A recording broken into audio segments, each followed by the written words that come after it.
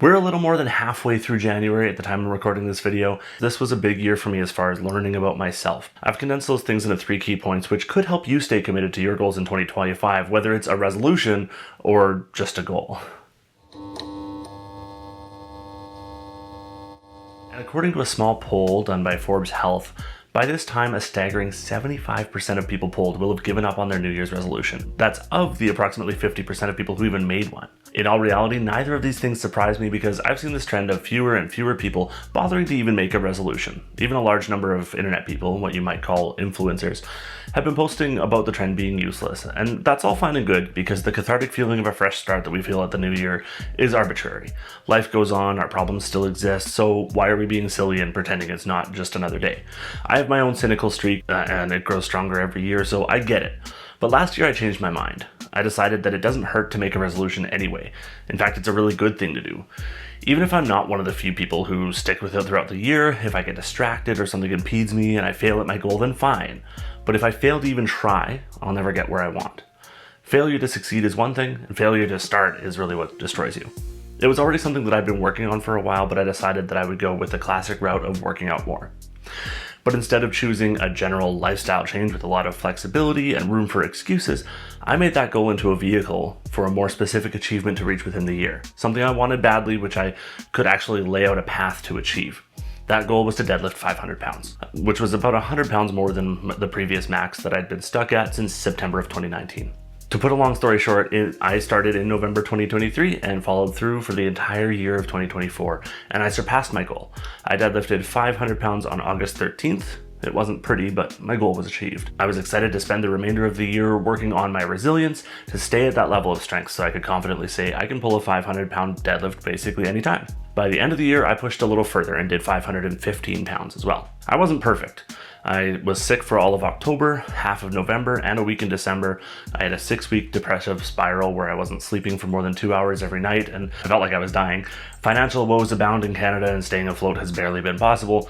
But the thing is, this was a big year for me as far as learning about myself, both inside the gym and out. I've condensed those things into 3 key points, which could help you stay committed to your goals in 2025, whether it's a resolution or just a goal. The first point is that not everyone responds to gradual lifestyle changes. I'm one of those people. If I want to accomplish something, I need to go about it in a fairly extreme way.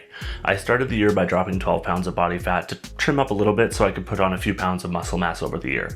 In order to do that, I began skipping breakfast and ate a lunch that consisted of a small portion of ground beef and sushi rice every day, and designing my dinner to fill the rest of the day's calories and nutrients. This let me set a baseline regimen which kept my habits in control for that month. I've continued with this lunch scheme for 14 months now and adapted the rest of my diet around it based on my goals in each given phase of my training plan, and that's actually done a lot for me. Not everyone can handle eating exactly the same thing every day, which is exactly the point of why I do it. It's a meal I like, but it's not extremely delicious, and I'm not at risk of eating too much of it. I've tried a bunch of different strategies in the past to adjust my body composition, but this was the start of something that I can really achieve because it's fairly dramatic. It still involves planning and taking it a step at a time, but it's a tough start, and I respond really well to dramatic changes where I can just grit my teeth and push through. If I take a more gradual approach, it gives me enough flexibility to make excuses and not actually increase the effort over time. So I'd suggest analyzing whether you're the type of person who responds better to a gradual effort or a dramatic change. And if one of your goals happens to be to read more and learn more from what you read, check out Shortform. If you're not familiar with Shortform, they provide a fantastic service that guides you through the core concepts of a book, adding commentary and additional insights along the way. Its goal is to help you maximize your learning from books quickly with high-quality summaries, detailed insights, and practical exercises. Shortform is ready to enhance how you learn from books and how effectively you remember and apply the information you learn, whether it helps you find books to read, get the most out of your books, or helps you remember what they say. If you'd like to experience this benefit for yourself, you can use this link, which is clickable in the description, to unlock a free trial of unlimited access and 20% off the annual subscription. The second point I learned is that regardless of how dramatic your efforts are, setting a more specific achievement to aim your effort toward is the key. It gave me the opportunity to plan my efforts and to be more disciplined about it. I set up a training plan for the entire year, not just for the deadlift goal. I also set goals for my squat and bench press, and I included that fat loss period and a 2-month period of training for muscle mass, but all of those minor goals were successful. The point is that everything revolved around that 500-pound deadlift. That was my primary goal, my number one, and that's what kept me motivated. I had a path toward all my goals, but that very specific main concrete goal was the driving force which kept me disciplined. On those nights when I didn't feel like putting in my training, I trained between 3 and 5 times a week for the majority of the year. Like always, it's getting ready and getting there that takes the most discipline. But having that specific goal and that fear of disappointing myself and knowing that it's a little longer term got me out of the door of my house every time.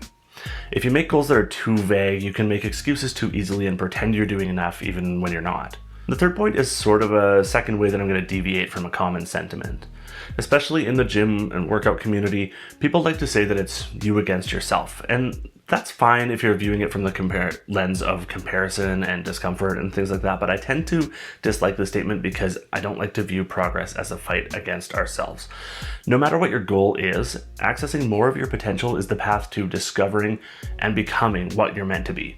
That should be exciting and should encourage you to be more disciplined more often than it feels like a grind or a battle against yourself. If there was nothing stopping you, no financial, medical, or societal barriers in place that are designed to keep you unhealthy, addicted, inefficient, incapable, poor, whatever the opposite is of the things that you want to achieve, you would do it. I would, and I know you would. So the third point that I've learned in 2024 is that the real fight is against the world around you. That's what makes setting goals important, whether it's the new year or not. It's important to dream, it's important to set goals, and outline a plan to pursue them. There's enough resistance in the external world that we all need to do what we can to set ourselves up for success so that we're not fighting against the world and against ourselves. So, if you haven't made a goal, I really encourage you to make one for this year.